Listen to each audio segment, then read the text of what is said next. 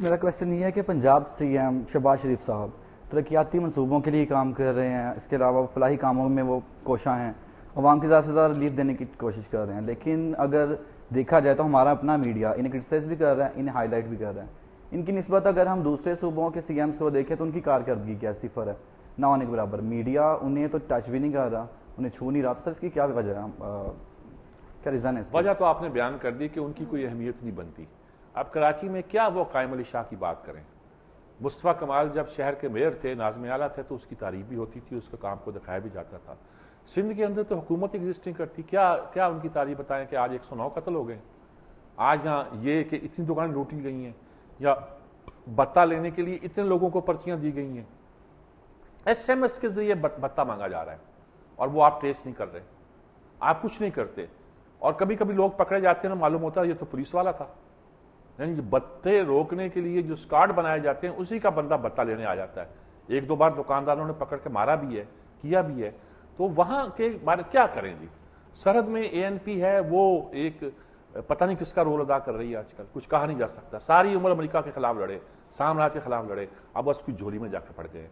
وہاں کا حالات یہ ہیں۔ بلوچستان کا تو خیر معاملہ ہی عجیب و غریب ہے، 25-25 کروڑ بانٹ دیے ہیں M N As M P As میں، اور بانٹ کے بیٹھے ہوئے ہیں کہ جو کرنا انہوں نے کرنا، انہوں نے کچھ نہیں کرنا، اسے جیل میں ڈالنا ہے اور گھر چلے جانا ہے، کسی کو پرواہ نہیں۔ تو نہیں، میں کہنا چاہتا ہوں کہ پنجاب میں اس کے مقابلے میں کام زیادہ ہو رہا ہے اور بہتر ہو رہا ہے، اس لیے اس کا تذکرہ بھی آتا ہے۔ اب دیکھیے آج یہ خبر ہے کہ جی مینار پاکستان میں انہوں نے کیمپ اٹھا دیا، کیوں کہ لوڈ شیڈنگ کا مسئلہ پہلے سے بہتر ہوا ہے، ان کے اس پریشر کی وجہ سے حکومت نے جو ہے اپنی پالیسی کو بہتر کی ہے۔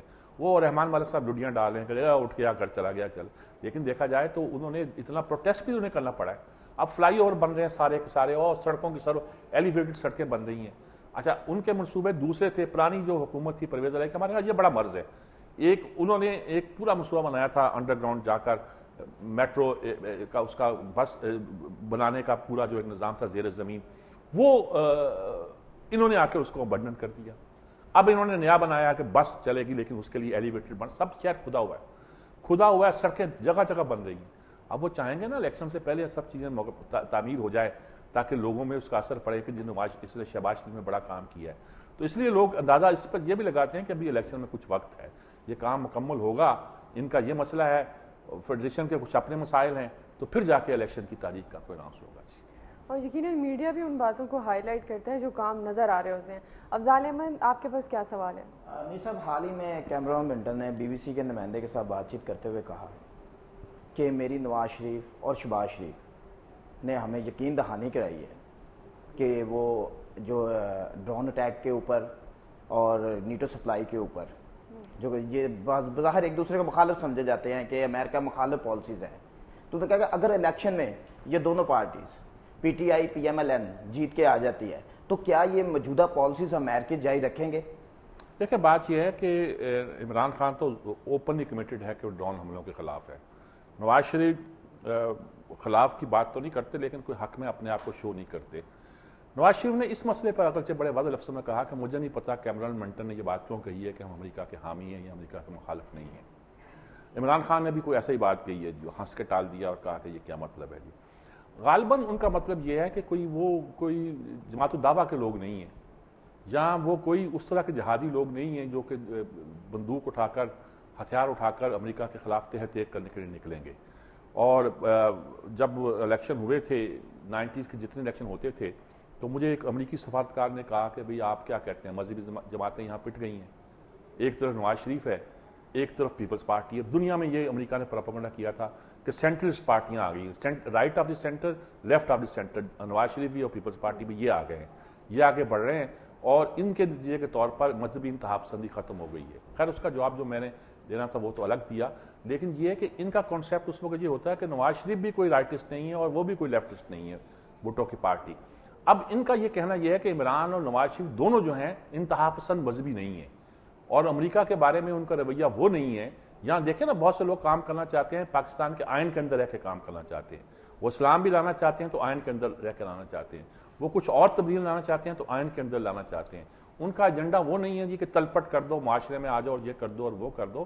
اسٹریٹ پاور وہ اس وقت دکھاتے ہیں جب کہ ان کو نظر آئے کہ ان کی حق تلفی ہو رہی ہے، جب کہ ان کو نظر آئے کہ حکومت کوئی بات سن نہیں رہی ہے، جبکہ ان کو نظر آئے کہ کوئی بات مانی جا نہیں رہی ہے معقول ہونے کے باوجود. تو اس لحاظ سے ان کا یہ کہنا صرف یہ کہنا ہے کہ یہ آپ توقع نہیں, یہ نہ سمجھیں کہ وہ اس طرح اینٹی امریکن ہیں جس طرح کی کوئی انتہا پسند جماعتیں ہوا کرتی ہیں. جی آصف آپ کے پاس کیا سوال ہے؟ یہ کہ اگر دیکھا جائے تو عام انتخابات میں 5 سے 6 ماہ رہ گئے ہیں, لیکن آج کل جو افواہیں گردشیں عام ہے کہ ملک میں ٹیکنوکریٹس یا بنگلہ دیشی ماڈل سیٹ اپ لانے کی کوشش کی جا رہی ہے, ساری اسی اصلاحات کی جا رہی ہیں. لیکن اگر دیکھا جائے تو آج سے 2-3 دن پہلے افتخار چودھری صاحب نے اسلام آباد اور بلوچستان میں یہ عرض کیا ہے کہ ملک میں کوئی بھی بنگلہ دیشی سیٹ اپ یا ٹیکنوکریٹس کی گورنمنٹ نہیں آئے گی. اور میاں نواز شریف صاحب نے بات 2-3 گھنٹے پہلے پریس کانفرنس میں کہا کہ آئین سے بالا تر کوئی چیز نہیں ہے, آئین کے منافی کوئی بھی بات قابل قبول نہیں. ان دونوں کی باتوں سے تو ایسا لگتا ہے کہ ملک میں جو افواہیں چل رہی تھیں ان میں کوئی نہ کوئی جان ہے ٹیکنوکریٹس یا بنگلہ دیشی سیٹ اپ کی. اصل میں بات یہ ہے کہ یہ ساری افواہیں کبھی کبھی فیلر کے طور پر چھوڑی جاتی ہیں. افواہیں میں وزن اس لیے تھا کہ پہلے جب افواہیں چلتی تھی تو وہ لوگ تھے جن کو شوق تھا کہ زرداری صاحب چلے جائیں.